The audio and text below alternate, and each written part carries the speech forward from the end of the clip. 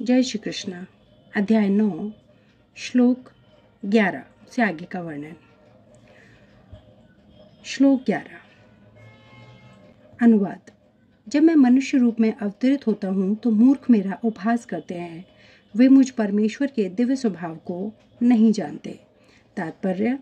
इस अध्याय के पूर्ववर्ती श्लोकों से यह स्पष्ट है कि यद्यपि भगवान मनुष्य रूप में प्रकट होते हैं किंतु वे सामान्य व्यक्ति नहीं होते। जो भगवान सारे विराट जगत का सृजन, पालन तथा संहार करता हो वह मनुष्य नहीं हो सकता। तो भी ऐसे अनेक मूर्ख हैं जो कृष्ण को एक शक्तिशाली पुरुष के अतिरिक्त और कुछ नहीं मानते। वस्तुतः वे आदि परम पुरुष हैं, जैसा कि ब्रह्म संहिता में प्रमाण स्वरूप कहा गया है। ईश्वर परम कृष्णम, वे परम ईश्वर हैं। ईश्वर या नियंता अनेक हैं और वे एक दूसरे से बढ़कर प्रतीत होते हैं। भौतिक जगत में सामान्य प्रबंध कार्यों का कोई न कोई निर्देशक होता है, जिसके ऊपर एक सचिव होता है, फिर उसके ऊपर मंत्री तथा उससे भी ऊपर राष्ट्रपति होता है। इनमें से हर एक नियंत्रक होता है किंतु एक दूसरे के द्वारा नियंत्रित होता है। ब्रह्म संहिता में कहा गया है कि कृष्ण परम नियंता हैं। निसंदेह भौतिक जगत तथा वैकुंठ लोक दोनों में ही कई कई निर्देशक होते हैं, किंतु कृष्ण परम नियंता है। ईश्वरम परम कृष्णम तथा उनका शरीर सच्चिदानंद रूप अर्थात अभौतिक होता है। पिछले श्लोकों में जिन अद्भुत कार्यकलापों का वर्णन हुआ है वे भौतिक शरीर द्वारा संपन्न नहीं हो सकते। कृष्ण का शरीर सच्चिदानंद रूप है। यद्यपि वे सामान्य व्यक्ति नहीं हैं किंतु मूर्ख लोग उनका उपहास करते हैं और उन्हें मनुष्य मानते हैं। उनका शरीर यहाँ मानुषीमह कहा गया है क्योंकि वे कुरुक्षेत्र युद्ध में एक राजनीतिक और अर्जुन के मित्र की भांति सामान्य व्यक्ति बनकर कर्म करते हैं। वे अनेक प्रकार से सामान्य पुरुष की भांति कर्म करते हैं किंतु उनका शरीर सच्चिदानंद विग्रह रूप है। इसकी पुष्टि वैदिक साहित्य में भी हुई है। सच्चिदानंद रूपाय कृष्णाय, मैं भगवान कृष्ण को नमस्कार करता हूँ जो सच्चिदानंद रूप है। वेदों में ऐसे अन्य वर्णन भी हैं। तमेंक गोविंदम, आप इंद्रियों तथा गायों के आनंद स्वरूप गोविंद हैं। सच्चिदानंद विग्रहम, तथा आपका रूप सच्चिदानंद स्वरूप है। गोपाल तापनी उपनिषद। भगवान कृष्ण के सच्चिदानंद स्वरूप होने पर भी ऐसे अनेक तथाकथित विद्वान तथा भगवत गीता के टीकाकार हैं जो कृष्ण को सामान्य पुरुष कहकर उनका उपहास करते हैं। भले ही अपने पूर्व पुण्यों के कारण विद्वान असाधारण व्यक्ति के रूप में पैदा हुआ हो, किंतु श्री कृष्ण के बारे में वैसी धारणा उसकी अल्पज्ञता के कारण होती है। इसलिए वह मूढ़ कहलाता है, क्योंकि मूर्ख पुरुष ही कृष्ण को सामान्य पुरुष मानते हैं। ऐसे मूर्ख कृष्ण को सामान्य व्यक्ति इसलिए मानते हैं क्योंकि वे कृष्ण के गुह्य कर्मों तथा उनकी विभिन्न शक्तियों से अपरिचित हैं। वे यह नहीं जानते कि कृष्ण का शरीर पूर्ण ज्ञान तथा आनंद का प्रतीक है।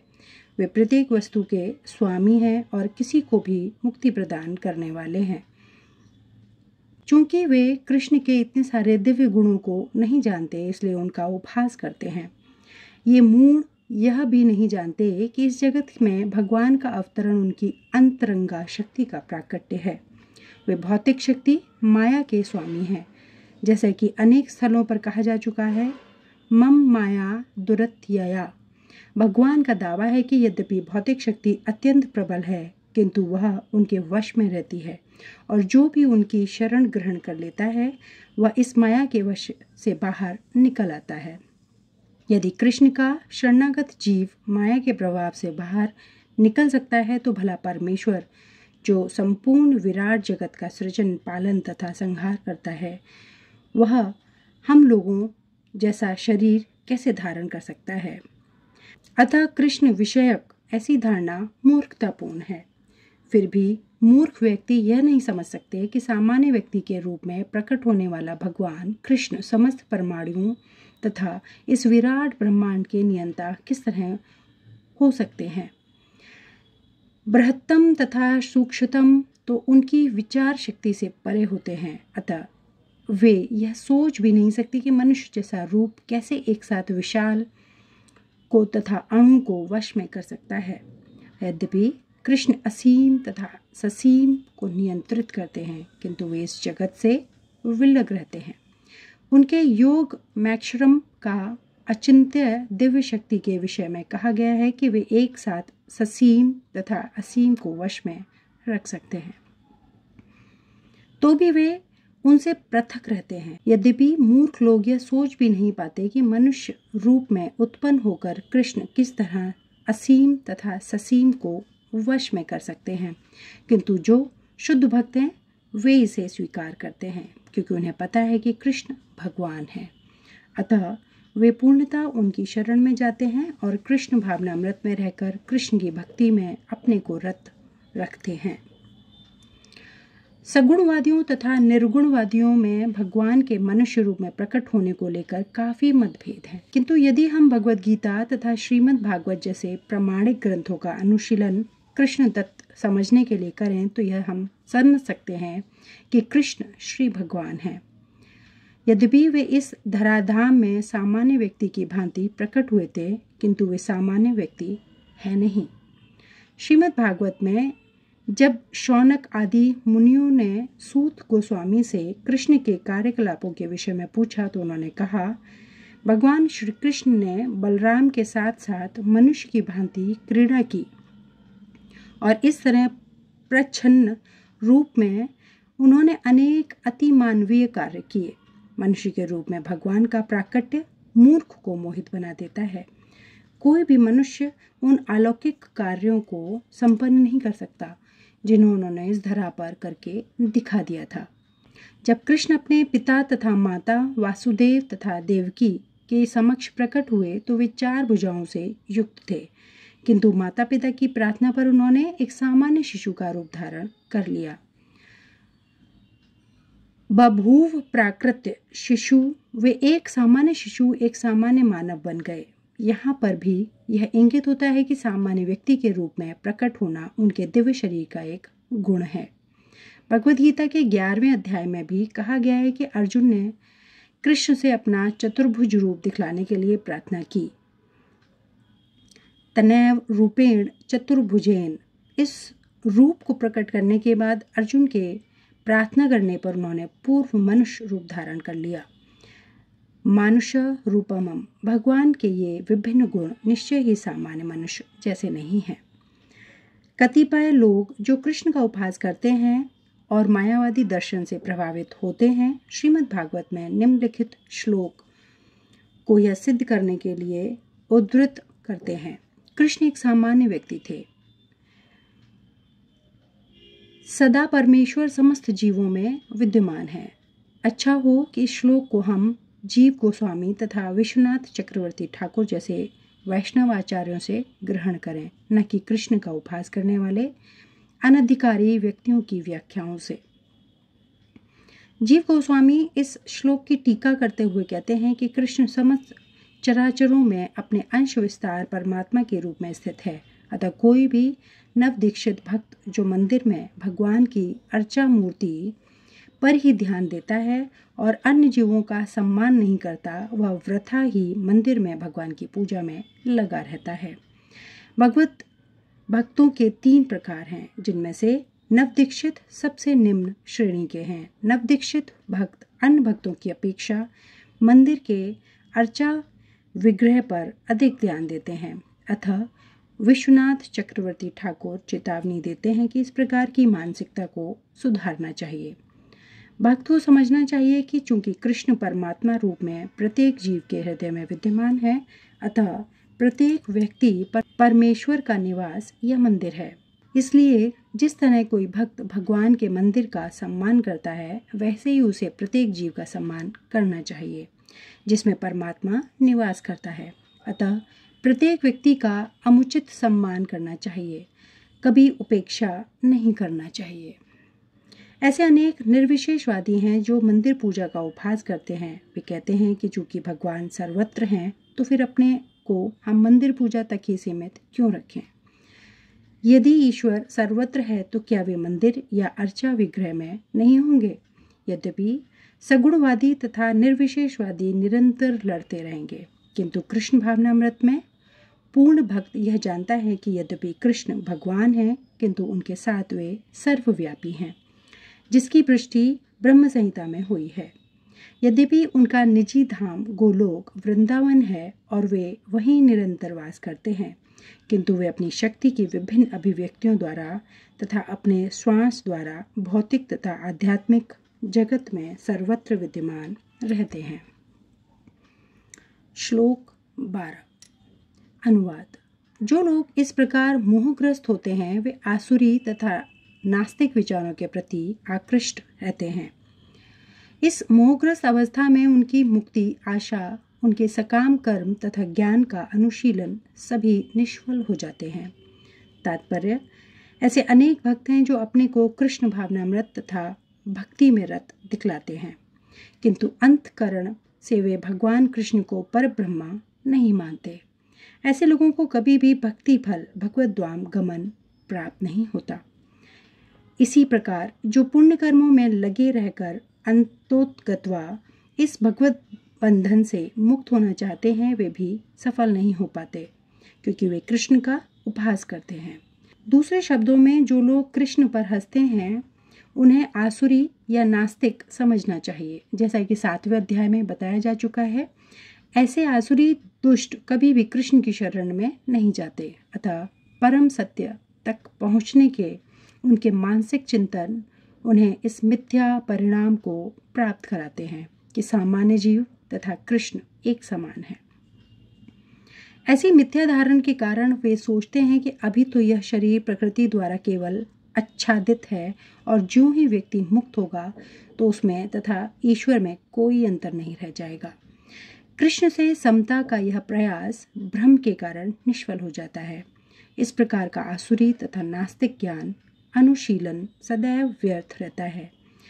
यही इस श्लोक का संकेत है। ऐसे व्यक्तियों के लिए वेदांत सूत्र तथा उपनिषद जैसे वैदिक वार्णम्य के ज्ञान का अनुशीलन तथा निष्फल होता है।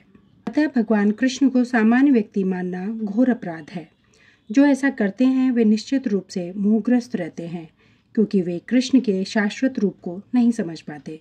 बृहदृष्णु स्मृति का कथन है, जो कृष्ण के शरीर को भौतिक मानता है उसे श्रुति तथा स्मृति के समस्त अनुष्ठानों से वंचित कर देना चाहिए। यदि कोई भूल से उसका मुंह देख ले तो उसे तुरंत गंगा स्नान करना चाहिए, जिससे छूत दूर हो सके। लोग कृष्ण की हंसी उड़ाते हैं क्योंकि वे भगवान से ईर्ष्या करते हैं। उनके भाग्य में जन्म जन्मांतर नास्तिक तथा असुर योनियों में रहे आना लिखा है। उनका वास्तविक ज्ञान सदैव के लिए ब्रह्म में रहेगा और धीरे धीरे वे सृष्टि के गहनतम अंधकार में गिरते जाएंगे।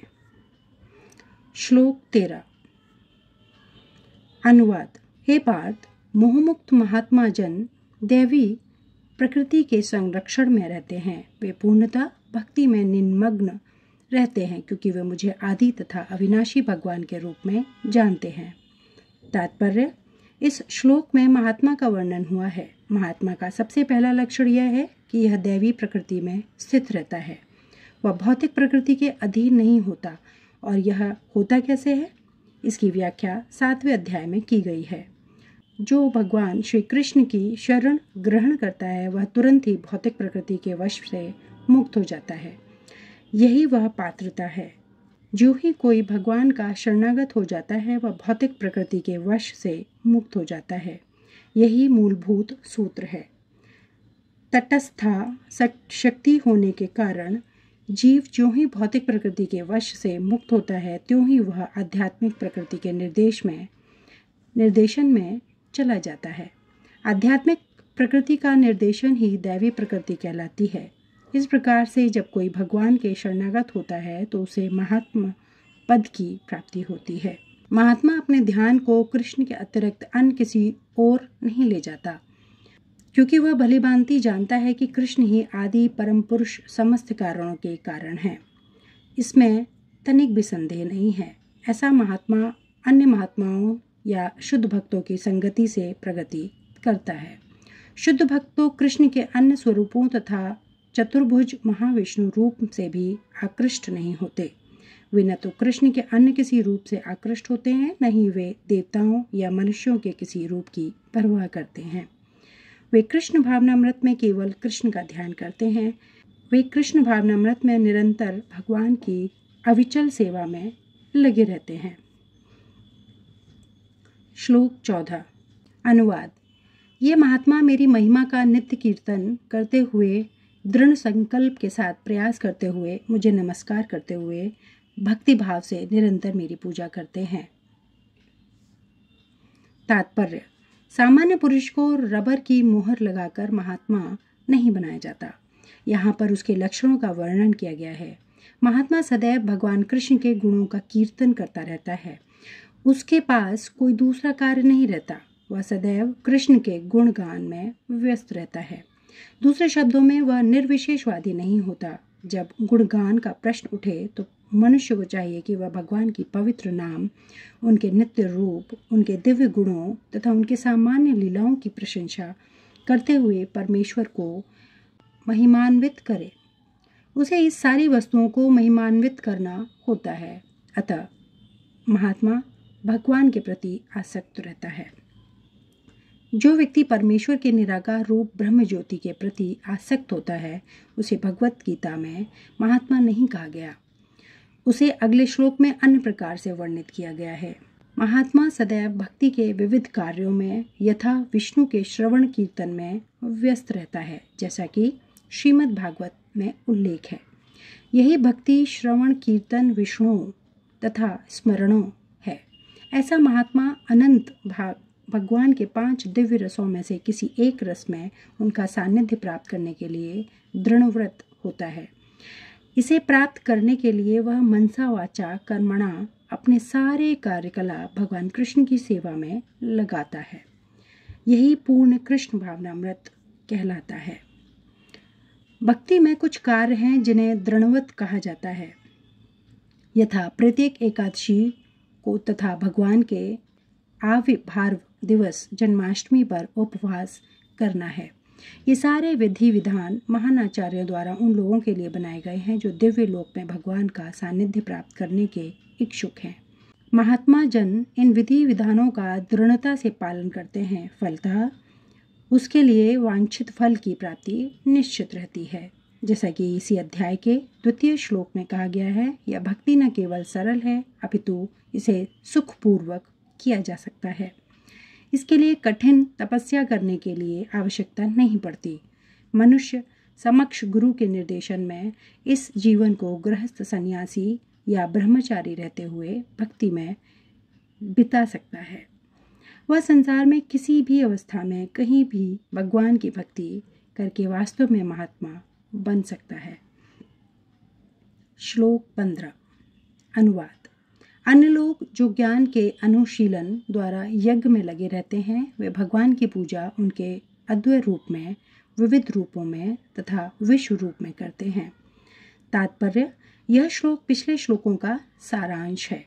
भगवान अर्जुन को बताते हैं, जो विशुद्ध कृष्ण भावनामृत में लगे रहते हैं और कृष्ण के अतिरिक्त अन्य किसी को नहीं जानते, वे महात्मा कहलाते हैं। तो भी कुछ लोग ऐसे भी होते हैं जो वास्तव में महात्मा पद को प्राप्त नहीं होते, किंतु वे भी विभिन्न प्रकारों से कृष्ण की पूजा करते हैं। इनमें से कुछ का वर्णन अर्थार्थी, ज्ञानी तथा जिज्ञासु के रूप में किया जा चुका है। किंतु फिर भी कुछ ऐसे भी लोग होते हैं जो इनसे भी भिन्न होते हैं। इन्हें 3 कोटियों में रखा जाता है। परमेश्वर तथा अपने को एक मानकर पूजा करने वाले, परमेश्वर के किसी मनोकल्पित रूप की पूजा करने वाले तथा भगवान के विश्व रूप की पूजा करने वाले। इनमें से सबसे अधम वे हैं जो अपने आप को अद्वैतवादी मानकर अपनी पूजा परमेश्वर के रूप में करते हैं और इन्हीं का प्राधान्य भी है। ऐसे लोग अपने को परमेश्वर मानते हैं और इस मानसिकता के कारण वे अपनी पूजा आप करते हैं। यह भी एक प्रकार की ईश पूजा है, क्योंकि वे समझते हैं कि वे भौतिक पदार्थ न होकर आत्मा है। कम से कम ऐसा भाव तो प्रधान रहता है। सामान्यतः निर्विशेषवादी इसी प्रकार से परमेश्वर को पूजते हैं। दूसरी कोटि के लोग वे हैं जो देवताओं के उपासक हैं, जो अपनी कल्पना से किसी भी स्वरूप को परमेश्वर का रूप मान लेते हैं। तृतीय कोटि में वे लोग आते हैं जो इस ब्रह्मांड से परे कुछ भी नहीं सोच पाते। वे ब्रह्मांड को ही परम जीव या सत्ता मानकर उसकी उपासना करते हैं। यह ब्रह्मांड भी भगवान का एक स्वरूप है। श्लोक 16 से आगे का वर्णन अगले वीडियो में। धन्यवाद। जय श्री कृष्ण।